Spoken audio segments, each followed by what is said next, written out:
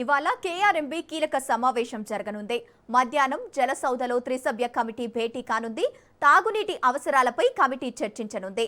నీటి వినియోగంపై కీలక నిర్ణయాలు తీసుకునే అవకాశం ఉంది. రెండు రాష్ట్రాల నీటి అవసరాలపై కమిటీ సమీక్ష జరపనుంది.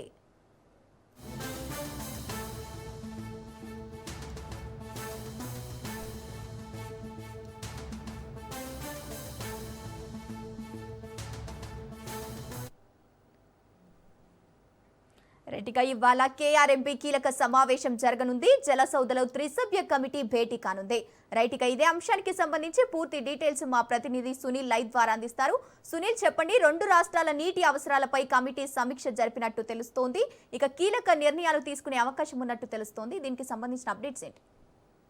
కృష్ణా నది జలాల వినియోగంపై ఈరోజు ఆంధ్రప్రదేశ్ అదేవిధంగా తెలంగాణ రాష్ట్రానికి చెందినటువంటి ఇరిగేషన్ శాఖ అధికారులతో పాటు కృష్ణా రివర్ మేనేజ్మెంట్ బోర్డు త్రిసభ్య కమిటీ 21వ సమావేశం ఈరోజు మధ్యాహ్నం 3:30 జలసౌధలో నిర్వహిస్తున్నారు. ఈ కార్యక్రమానికి ఇరు రాష్ట్రాలకు సంబంధించినటువంటి ఇరిగేషన్ శాఖ అధికారులు పార్టిసిపేట్ చేసే అవకాశం ఉంది. ప్రధానంగా వేసవిని దృష్టిలో ఉంచుకొని తెలంగాణ రాష్ట్రానికి కృష్ణా అదేవిధంగా నాగార్జున సాగర్ మీదుగా వెళ్తున్నటువంటి నేపథ్యంలో హైదరాబాద్, నల్గొండ, ఖమ్మం, సూర్యాపేట ఈ జిల్లాలకు నీటి కొరత ఏర్పడుతున్న నేపథ్యంలో ఈ యొక్క కృష్ణానది నుంచి కూడా దాదాపు 13 టీఎంసీలు తెలంగాణ రాష్ట్రానికి అవసరం ఉంది. ఈ నేపథ్యంలో తెలంగాణ రాష్ట్ర ప్రభుత్వం కూడా 13 టీఎంసీలు విడుదల చేయాలని డిమాండ్ చేసే అవకాశం ఉంది. అదే తరహాలో ఆంధ్రప్రదేశ్ ప్రభుత్వం అక్రమంగా తరలించకపోతున్నటువంటి ఈ యొక్క కృష్ణానది జలాలకు సంబంధించిన విషయంపై కూడా ఇప్పటికే అనేక సార్లు కేఆర్ఎంబీకి ఫిర్యాదు చేసినప్పుడు కూడా అధికారులు మాత్రం పట్టించుకోవడం లేదు. ఇప్పటికైనా ఈ వివాదాన్ని పరిష్కరించాలి. ఎందుకంటే వేసవి కాలం సందర్భంగా హైదరాబాద్తో పాటు చాలా జిల్లాలు, ముఖ్యంగా హైదరాబాద్ కృష్ణానది పరివాహక ప్రాంతాలు ఉన్నటువంటి హైదరాబాద్, నల్గొండ, ఖమ్మం, సూర్యాపేట ప్రాంతంలో నీటి కొరత పెద్ద ఎత్తున తలెత్తే అవకాశం ఉంది. కాబట్టి వీటి కొరత ఉండకుండా చూడాలంటూ కూడా ఈరోజు తెలంగాణ రాష్ట్ర ప్రభుత్వము ఇరిగేషన్ శాఖ అధికారులు అటు కృష్ణా రివర్ మేనేజ్మెంట్ బోర్డు దృష్టి కూడా తీసుకొచ్చే అవకాశం ఉంది. ఇక మరోవైపు ఆంధ్రప్రదేశ్ ప్రభుత్వం కూడా కొన్ని డిమాండ్లు పెడుతుంది. ఆ డిమాండ్లకు సంబంధించిన అంశాలపై కూడా ఈరోజు చర్చించే అవకాశం ఉంది. ప్రధానంగా నాగార్జున సాగర్, శ్రీశైలం జిల్లాలో అందుబాటులో ఉన్నటువంటి నీటి నిల్వలను కూడా ఎలా వినియోగించుకోవాలన్న దానిపై కూడా ఈరోజు ముఖ్యంగా ఈ సమావేశంలో చర్చించి కీలక నిర్ణయాలు కూడా తీసుకునే అవకాశం ఉంది.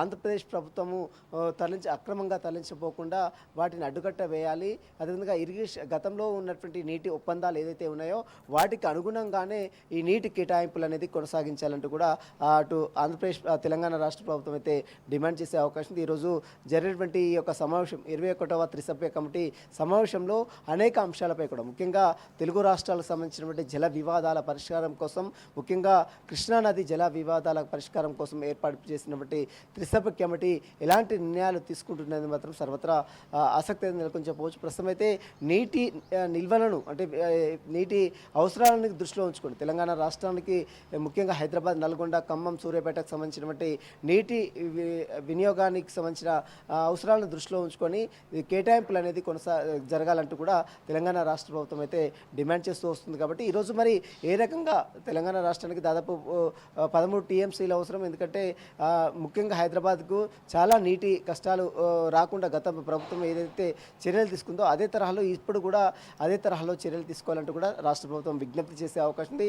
ఇక మరోవైపు ఆంధ్రప్రదేశ్ ప్రభుత్వం అక్రమంగా తరలించకపోతున్నటువంటి నీటి విషయంలో కూడా చర్యలు తీసుకోవాలంటూ కూడా ఈరోజు తెలంగాణ ఇరిగేషన్ శాఖ అధికారులు త్రిసభ్య కమిటీ ముందు ఉంచే అవకాశం ఉంది. ఈరోజు జరిగేటువంటి 21వ త్రిసభ్య కమిటీ సమావేశంలో మరి ఎలాంటి నిర్ణయాలు తీసుకుంటారనేది కూడా చూడాల్సి చెప్పవచ్చు. Gangotri.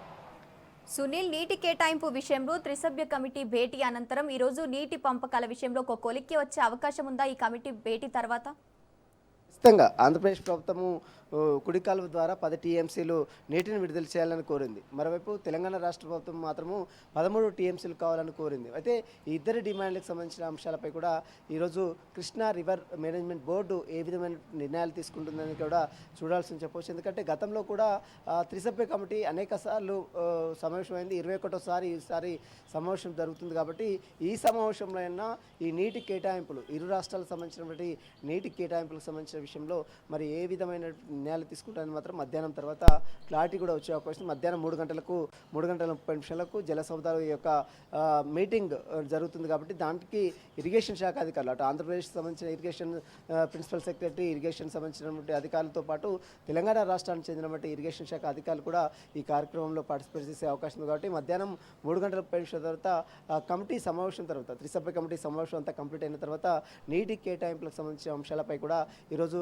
Krishna river board management board ఏ విధమైన నిర్ణయాలు తీసుకున్నది మాత్రం మనకు సాయంత్రం వరకు కూడా క్లారిటీ కూడా వచ్చే అవకాశం ఉంది. Gangotri. Right, thank you Sunil.